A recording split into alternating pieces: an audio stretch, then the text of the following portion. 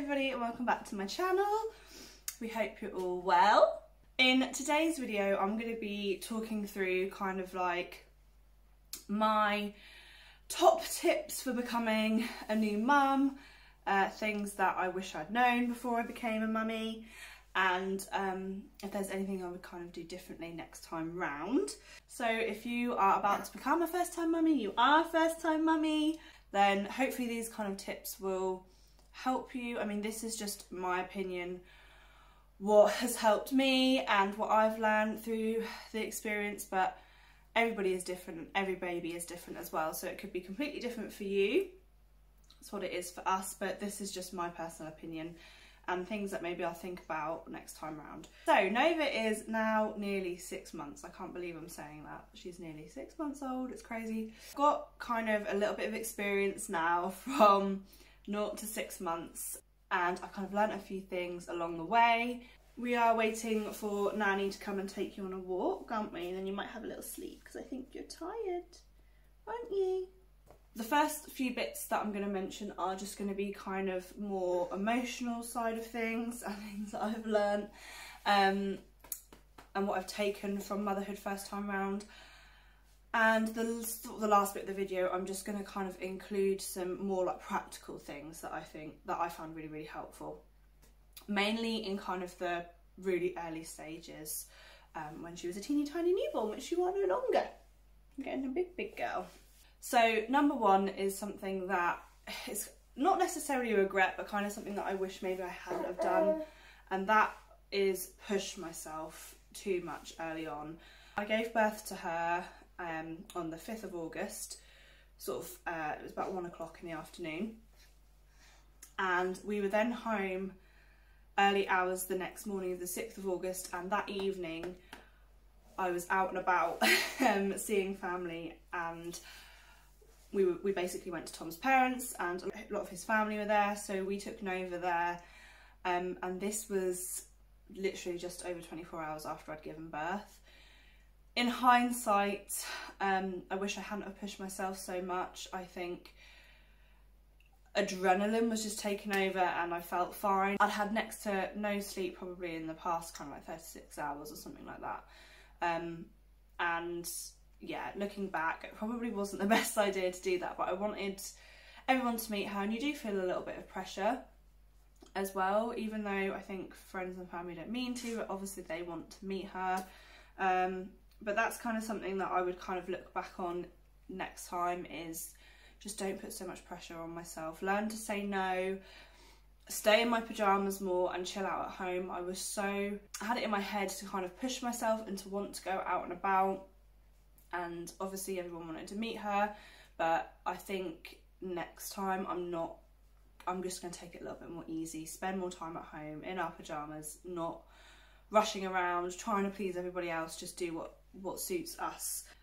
Linking to that, the second thing is I really didn't realise how long it would take for me to recover. I knew that people would say kind of like your body, like a lot of people don't bounce back, and your body can take like up to a year before it's kind of, I don't think we'll ever be back to normal, but kind of feeling yourself again. But I'm now 6 months, nearly 6 months postpartum, and I am still really not myself. I've still got a lot of pain down where I had my stitches. I had a vaginal birth and I had a 2nd-degree tear. I have got my birth story in a video as well, so if you're interested in that, go and have a look at that. But I'm still not healed now, and that kind of shocked me, that I thought, you know, sort of after three months I'd be kind of back to normal, but I'm really not. My body is nowhere near back to normal, which I kind of was expecting, like the way it looks. I've got a lot of kind of loose skin and extra body fat and things like that, but kind of physically I really didn't think it would take this long to recover. I still get quite a lot of groin pain and hip pain and stuff like that. Yeah, the fact that it's taken this long and I'm still not recovered came as a little bit of a shock to me. Number 3 is probably spoken about most when you are having a baby, and that is sleep deprivation. Everyone tells you you'll never sleep again, get all your sleep in now and everything like that, but I really didn't realise how hard sleep deprivation is, especially when you are healing and all you want to do is sleep, but you can't. And even if you're tired and you've got the opportunity to sleep, it doesn't always mean you can switch off and fall asleep. Obviously she's now approaching 6 months and she still isn't sleeping halfway through the night. So I've had broken night sleeps for 6 months straight, but you just find a way to function on it. It's crazy that you just get so used to it. Before her, you know, I'd have to get probably 9 hours of sleep in to function. Unbroken sleep, that is. And now after her, you know, you get 4 hours stint and you're like, oh wow, that's amazing. Like you do just learn to cope. And yes, there will be times where I have to nap in the day to catch up on sleep. There will be times where, every day I'm going to bed absolutely knackered, and you do learn to cope with it and you work around it. But that's probably one of the hardest things, is sleep deprivation, because it just affects everything. And it is such an ongoing thing. You just kind of think, oh yeah, like that's only for the newborn stage. They will sleep through the night. And they will. And some babies sleep through the night earlier. She wakes at least once a night for milk. Sometimes she'll wake more than that. They go through kind of stages of teething and different leaps and sleep regressions and things like that. And that is really tough. So it's just an ongoing thing, and you're just forever tired basically, but you make it work, and it's just the new normal. The next bit of advice I'd have is just ask for help, and it doesn't matter at what stage you are and how old your baby is. It is always so important, if you need help, to ask for it. In those first few weeks, maybe even the first month or so, me personally, I was really lucky. I had so much help and support surrounding me from sort of mostly family and some friends. But that does soon whittle away. Like, people get on with their own lives. Obviously, your baby's older and you are sleeping more than you were, and you just kind of have to find the new balance in life. She's just playing on her play mat down there for a few minutes. Yeah, you do find your new balance in life. So the outside help, it does get less.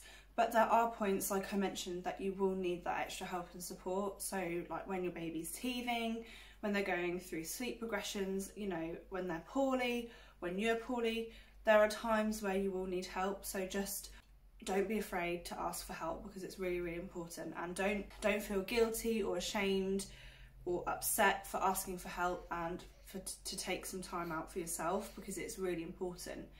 And a happy mummy is a happy baby. You know, you need to look after yourself before you can look after your baby, and that's a really hard balance to find. It's really hard to find time for yourself, but it is really important. So make time for yourself and make time for your partner, and everything will then just kind of slot in. You'll be able to handle, I don't know what the word is, but you'll be able to cope with a lot more when you've looked after yourself first. If you're, you know, running from an empty cup, then there is no way that you're going to be able to do it. Whereas if, you know, you've looked after yourself first, then it is a lot easier to parent, definitely. And that just moves on to the fact that, I know this has been quite like negative stuff, but it does get easier. And I wish that, I think people probably did tell me, but I wish I knew that at the time, because at the beginning it's very much like you are thrown into it, especially with your first baby. I don't know whether this is the same, like when you're going from 1 to 2 and above, but for me, like my experience with having a first baby is very much you are thrown in straight at the deep end. It's like, here you are, there's no manual, because every baby is different, every parenting journey is different, so you've just got to go with it, wing it. You can obviously do different types of research and you can kind of trial different things, but ultimately you have just got to work it out for yourself. So I will say it gets easier. Where it's so daunting when you first come home and you've got to work out how your life is now going to be from now on. You are no longer priority. Your baby is everything, and you have to just work out that new balance. But you do, it does get easier. You still get mum guilt and you're still adapting and changing all the time, because babies adapt and change all the time. You just think you've got something and then something will happen and it will all change. But you get used to it, and that means it gets easier. you get into a little bit more of a routine, because it just naturally happens. I have not forced Nova's routine, and she's still not in a strict routine, but she has a rough routine, and that's helpful because you can kind of predict things. You get to know your baby, like your baby grows and gets a personality, but you get to know when you first have your baby, you're both complete strangers. Also, they've been growing inside you, but you don't know what they like, what they don't like. You have to get to know your baby and work it all out. So after a while, you'll know, oh, that's a hungry cry, that's a tired cry, oh, she normally needs to nap around this sort of time. She'll probably only sleep for half an hour. She loves laying on her back and being on her play mat, but she hates tummy time. Like, you learn, like, oh, she'll probably only take 2 ounces of this bottle, but in half an hour she'll probably finish it.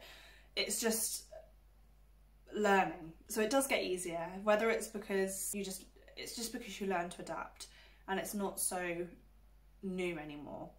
It's just normal. Something that I do regret and I wish that I had done, and this is, I would give this advice to any new mums out there, is do your research on feeding before you have your baby. Now, I was very open to feeding her however worked for us, but my ideal preference would have been breastfeeding, and I did loads of research on breastfeeding because I knew how hard it was. Not a lot of people get on with it, and I really wanted to make hello gorgeous, I really wanted to make the effort with breastfeeding, but that meant I did absolutely no research on formula feeding. I did a little bit of research on bottle feeding because I thought even if I was breastfeeding I might want to pump, so I'd need a bottle. For actual formula I did no research on, and the midwife has said to me, oh, if you're planning on breastfeeding, don't bother getting any formula in the house. I think that is the most rubbish and awful advice that you could be given, because I was at my wit's end and it just turned out that Tom went out to a shop at midnight and just bought any formula on the shelf that he could. It turns out he got hungry baby formula, which at the time it seemed like she was hungry all the time. At this point we didn't know she had tongue tie, and that was the issue. But if I'd have known, if I'd have previously had some in the house, I'd have done research. I wouldn't have necessarily picked Aptamil as a formula, but that's just because what we bought at the time. I didn't do any research into it. Not that there's anything wrong with Aptamil at all, and she gets on with it really well, and that's what we use. But in hindsight, I wish I'd done research before, because I would have potentially gone for a different type, and I'd have had some in the house, because it's the most stupid advice. Say, oh, you'll just give in and give your baby formula. So what? Like, if you want to breastfeed and persevere with it, great. Not having it there as, not even just backup, but as an option, put even more pressure on myself to feed her, because I didn't have another option until I got to my absolute wit's end, and it was too late then. So even if you're planning on breastfeeding, I would definitely recommend having some formula in the house, even if it is just like a 4-pack of those pre-made formula. They're like £3, so you don't have to buy a whole tub, but at least you've got something there, and do your research beforehand so you know what formula you would go for, or you've got some in your cupboard already, so you know you're prepared and you've got that option there, and you're not pushed to your absolute limit, pushed towards breaking point beforehand. And if you're planning on bottle feeding, great, and you know you're not going to breastfeed, you probably don't need to do breastfeeding research. But if you really want to breastfeed, I would still do formula research. I wish I'd done more. Number 7, to help kind of save money, is don't splash the cash on gadgets and things that you don't know you're going to need. For example, we use a Tommee Tippee Perfect Prep machine to prepare her bottles, but I didn't buy that until we had decided we were going to formula feed her, because obviously you can just make it up with the kettle in the meantime. So I wouldn't go out and buy that kind of unnecessary stuff if you don't know you're going to use it. Only buy it when you know you're really going to need it. I have got kind of like a baby buy essentials and regrets video on my channel as well, so you can have a look at that. That can kind of help guide you and prevent you from spending loads of money on unnecessary items. And number 8, I would just say trust your instinct. You know your baby.